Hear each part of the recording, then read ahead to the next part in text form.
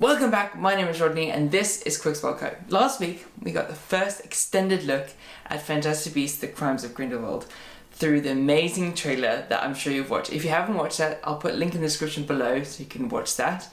But I've got a few theories for the Fantastic Beasts series, not just for the next film, but over the next course of all the films, which you know ends in 1945. Because after the trailer, I was doing a lot of research and found some very interesting bits that are 100% canon. So if you want to find out about that, let's go with the video.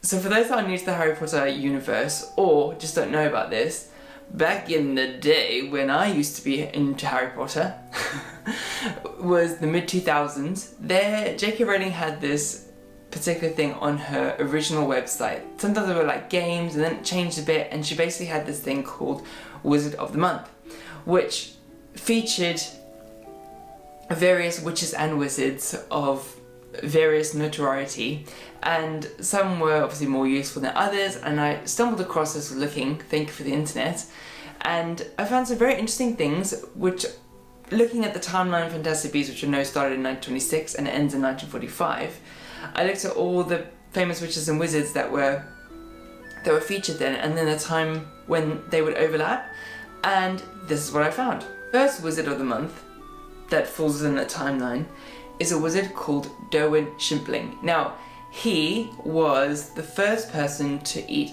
a whole venomous tentacula and survive. Now, at the time of the Fantastic Beasts: Crimes of Grindelwald film, he'd only be 15 years old. But by the end of the series, he'll be 33. Now, I don't think this is really relevant, but I thought it was quite funny and it does fall within. So who knows, he might be coming up in a wizard newspaper or some sort of poster within the Fantastic Beasts world of this person that survived and didn't die, basically, in this dangerous plant. So he may pop up in the future. Second up was a witch called Fifi LaFell. Now, this is a French sounding name, and also she was the author of the Enchanted Encounters series.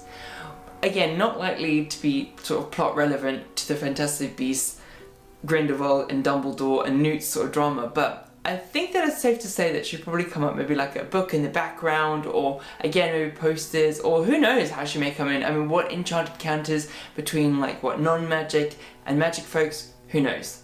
Another witch that falls quite well into the storyline is a witch called Carlotta Pinkstone. She was famous for campaigning against the lifting of the International Statute of Secrecy and telling muggles that witches and wizards exist. She was often imprisoned for performing magic acts in public. And now, doesn't this sound sort of like perfect that she would be like a follower of Grindelwald? Like, she falls right within, I'm not sure how sort of the story is, but I think that she fits really well within that sort of mold. Now, at the Crimes of Grindelwald stage of the timeline, she'd only be 5 years old, so I think that she's unlikely to feature in that film.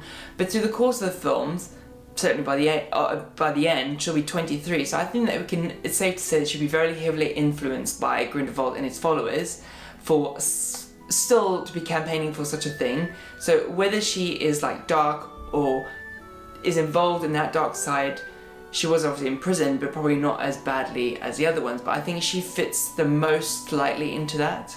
Another famous witch which falls along the timeline is a witch called Jocunda Sykes, and she was the first to fly across the Atlantic by broomstick. We know that the Muggles accomplished flying across the Atlantic, obviously by aeroplane, in 1927. But at that time, she was only 12 years old. That would mean that if she did it when she was older, that meant that witches, or the magical community, only established that after the Muggle community. So I'm not sure how that fits in, or maybe this is the published succession of that. But it's interesting to think about the Muggle world accomplishing something before the Wizarding world, if that is the case. I'm not sure how this is actually going to relate in the Fantastic Beasts storyline, but it certainly happens during the Fantastic Beasts timeline, so it's very interesting to note.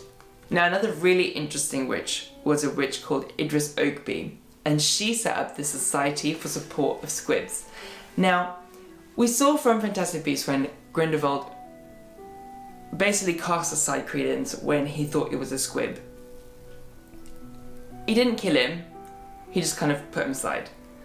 But now that he so suspected that Credence was a squib, and then it turned out he wasn't, how is that going to play in the upcoming Fantastic Beasts films? Because now that he can identify squibs, or maybe when he comes into contact with squibs, will he put them through vigorous tests to prove that they're witches or wizards, to basically make sure that the magic is within them? It kind of makes you think that there's going to be really a dark turn with squibs, and there's almost really a dark kind of thoughts about this. I mean, will they be in sort of, you know, like camps, or, you know, will they be put through like dangerous tests to make them prove? Like, it's kind of like the opposite of where people would put non-magical people through very dangerous tests, and like if they died, then that meant that they weren't a witch. So this is almost like the opposite, and I wonder if this lady would be involved, this Idris Oakby, this witch, would be involved in the kind of protection, or would see what was happening and be involved in that. So I think that she's another one that actually would fall more in the plot, and it'll be interesting to see if Idris does show up at all. So this particular wizard may have fallen before the Fantastic Beasts timeline, but he certainly was around during that, and his name was Harvey Ridgebit, and he was a dragonologist that was known to be dealing with Peruvian viper tooth.